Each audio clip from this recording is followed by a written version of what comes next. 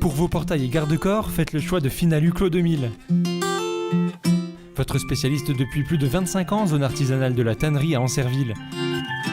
Contactez-nous pour vos études et rénovations 03 29 75 22 25 ou sur clos2000.fr. Ouvert du lundi au vendredi et le samedi sur rendez-vous. Les jeunes bragards récompensés dans le cadre du dispositif J'apprends à nager. Tout l'été, le marché des Clarons investit la place de la commune chaque jeudi. 2 Haut-Marnais en route pour le 4L Trophy.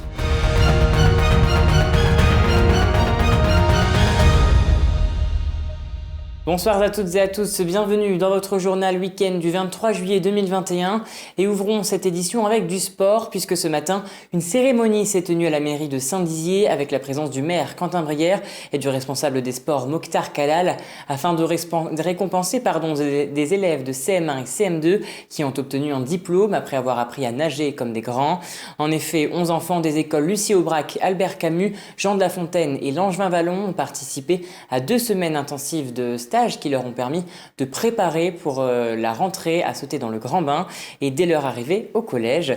C'est la 5e fois qu'un dispositif comme celui-ci est mis en place par la ville de Saint-Dizier en partenariat avec l'État et l'Éducation nationale. Écoutez. On vient de récompenser tous les enfants qui ont réussi leur petit diplôme J'apprends à nager ou sauve-nage. L'idée c'est de dire à Saint-Dizier, il y a la Marne, il y a le canal, et il ne faut pas qu'un enfant, parce qu'il ne sait pas nager, il se noie en trébuchant. Et donc voilà, on a tenu à avoir ça et les petits sont super contents et apparemment ça s'est très bien passé. Donc alors moi, comme je suis maître nageur, donc on apprend les bases, donc flottaison, immersion, équilibre, on se déplace, donc c'est un gros travail en fin de compte, aussi sur la confiance. Pour eux ça a été un peu dur, mais ils ont joué le jeu et le résultat aujourd'hui c'est que les 12 qu'on a eu, les 11 qu'on a eu, parce qu'il manquait une personne, les 11 ont eu leur l'aisance aquatique pour les petits et le sauvetage pour les CM2. L'été est là, il fait chaud et il fait beau pour le moment. C'est donc l'occasion chaque jeudi jusqu'au 2 septembre de profiter du marché des Clarons. Mis en place par la municipalité, producteurs et maraîchers locaux sont sur place avec des produits artisanaux et diversifiés. L'objectif de la municipalité est offrir un moment de partage aux habitants. Un reportage d'Alison Godefroy, James Beaurepaire et Thibaut Combe. Tous les jeudis jusqu'au 2 septembre, le rendez-vous est donné sur la place de la commune des Clarons. Ici, au cœur de ce marché, producteurs et maraîchers locaux, produits artisanaux, diversifiés et de qualité sont proposés au public. Tout y est pour passer un moment convivial et de partage. On est en sortie de crise sanitaire et que c'était pour nous important que les gens puissent retrouver un peu du lien social, un peu de cohésion, de partage, tout ce qu'on peut trouver sur un marché de plein air en fait. Ce marché, c'est aussi un partenariat entre les commerçants et ceux qui font leurs étals. Il devrait se pérenniser et aura lieu tous les ans. L'objectif, redynamiser le village et créer du lien. C'est un peu du gagnant-gagnant pour tous, ça apporte du monde encore en plus sur notre village et puis ça peut créer des besoins chez d'autres commerçants justement. Martine est artisan, elle propose son produit phare, le tablier.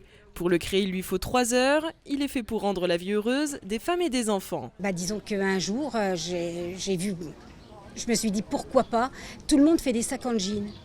Pourquoi pas faire un tablier en jean et le customiser avec des tissus différents, des choses joyeuses, pleines de gaieté, de coloré, des choses qui amènent le beau cœur à la vie. Et de l'autre côté, Pascal, il est maraîcher sur ce marché. Pour lui, c'est un véritable bonheur d'être présent. Il propose des fruits français et de saison, comme par exemple des abricots et des pêches. Je vois les derniers marchés qu'on a fait, on fait quand même une 60-65 clients. Donc pour nous, c'est vraiment bien, quoi. On est contents. Tout le monde est sympa, on est bien accueillis. Les organisateurs, ils font le maximum pour nous. Et puis les clients, rien à dire.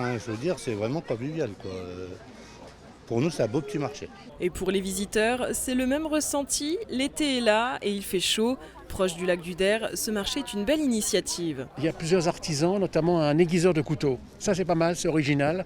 Et donc, quand même, dans un monde rural, on a besoin de déguiser. C'est la saison pour dynamiser donc, le village qui en a bien besoin. Il y a beaucoup de produits différents. C'est très bien pour le petit village des Clarons, ça permet de l'animer. Dernièrement ralenti par la crise sanitaire, le village des Clarons a de nouveaux projets. Il devrait voir le jour très prochainement, et ce, grâce à un nouveau conseil municipal. Passons à présent à l'image du jour, de Braga à Tokyo, comme l'a indiqué le judo club de Marnaval, avec ce cliché partagé sur les réseaux sociaux où l'on voit le judoka Axel Clerget et la nageuse Anouchka Martin. En effet, aujourd'hui se tenait le lancement des Jeux Olympiques de Tokyo.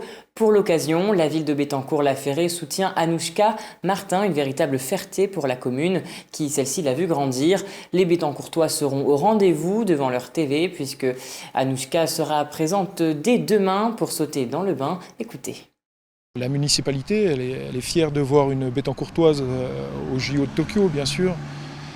Et on pense que c'est important de la mettre à l'honneur par rapport à son parcours jusqu'à présent. Après, on lui souhaite de revenir avec une médaille ou une place sur un podium, bien sûr. C'est une fierté pour Bettencourt, pour Saint-Dizier et puis pour la France aussi. Puis son club, Marseille.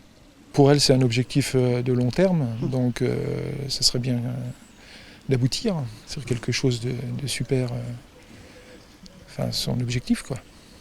Oui, on l'a vu grandir, elle a fréquenté l'école de Bettencourt, elle a grandi à Bettencourt, elle s'est entraînée au COSD à Saint-Dizier, mais c'est une Bettencourtoise. On va tous la regarder devant nos écrans en espérant de bons résultats. Direction Chevillon à présent pour aller à la rencontre de Dimitri Rossi, un jeune Haut-Marnais qui participe au 4L Trophy, un raid humanitaire. Au programme, pas moins de 3 pays traversés, 12 jours en immersion pour découvrir le Maroc, des épreuves d'orientation jusqu'au pied des dunes du Sahara et une étape marathon de 48 heures en autonomie avant le retour à Marrakech. La rencontre signée Chloé Gaillard.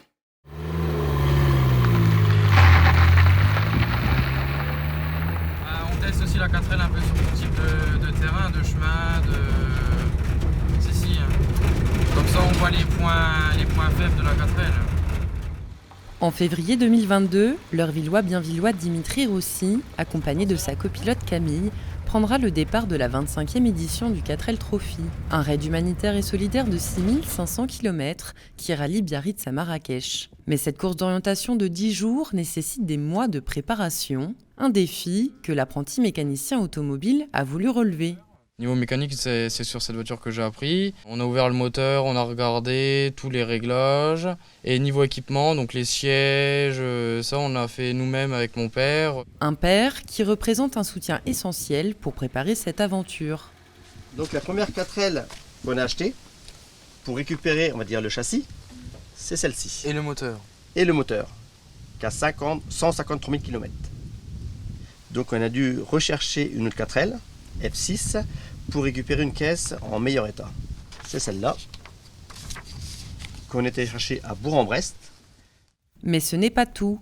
Dès 2019, Thierry crée l'association Les Lumineux du Désert afin de récolter des fonds. Le budget nécessaire pour participer au 4L Trophy, aujourd'hui, c'est 14 500 € avec l'achat de voitures, la restauration de la voiture, les inscriptions, les pièces de rechange, matériel obligatoire pour le péage et pour l'essence.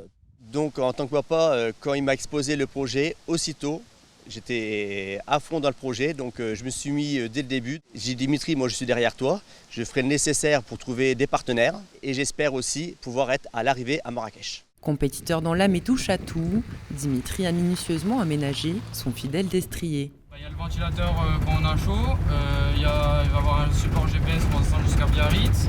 Là c'est pour voir la tension de la batterie. Là c'est pour voir la température du moteur, donc liquide de refroidissement.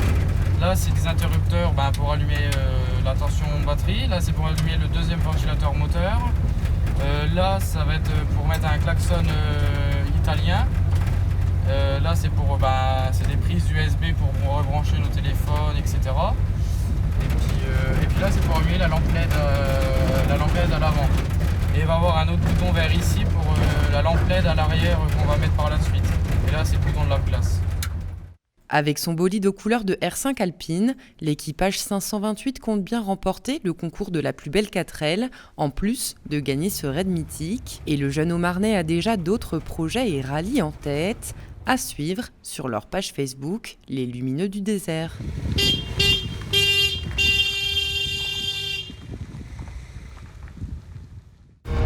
Et voilà, c'est la fin de cette édition. Merci à tous de l'avoir suivi. Dans un instant, vos prévisions météo de demain. Très bon week-end à vous. Toute l'actualité qui vous concerne, à voir et ou à revoir, dès maintenant sur puissancetélévision.fr et sur notre application mobile.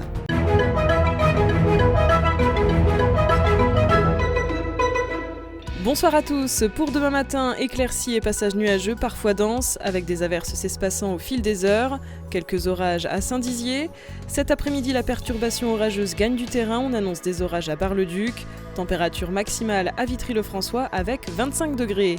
Demain, nous fêterons les Christines. Très bonne soirée avec Puissance Télévision.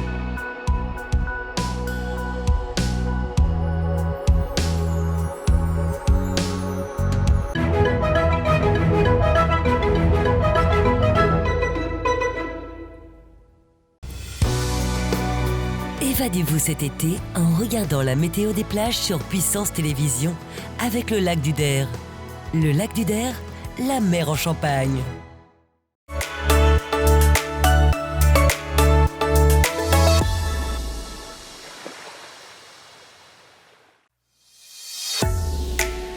Bonjour à tous et bienvenue dans votre météo des plages. Malheureusement, c'est le retour de la grisaille et de la pluie.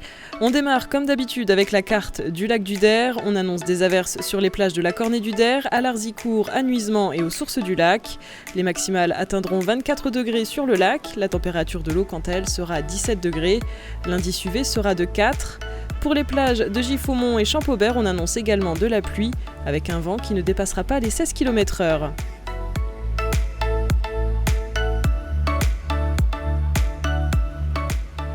En Meuse, du côté du lac de la Madine, ça n'ira pas mieux.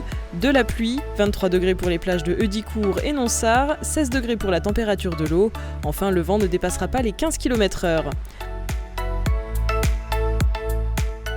Dans l'Aube, au lac d'Orient, à la plage de Géraudot, de Ménil-Saint-Père et de Lusigny, attention, le temps sera orageux. Il fera 24 degrés et les maximales pour la température de l'eau atteindront 17 degrés.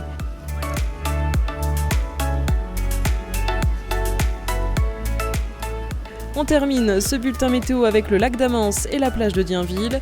Au programme des orages, 24 degrés pour la température extérieure et l'eau sera à 17 degrés. C'est la fin de cette météo des plages, on se retrouve demain sur Puissance Télévision.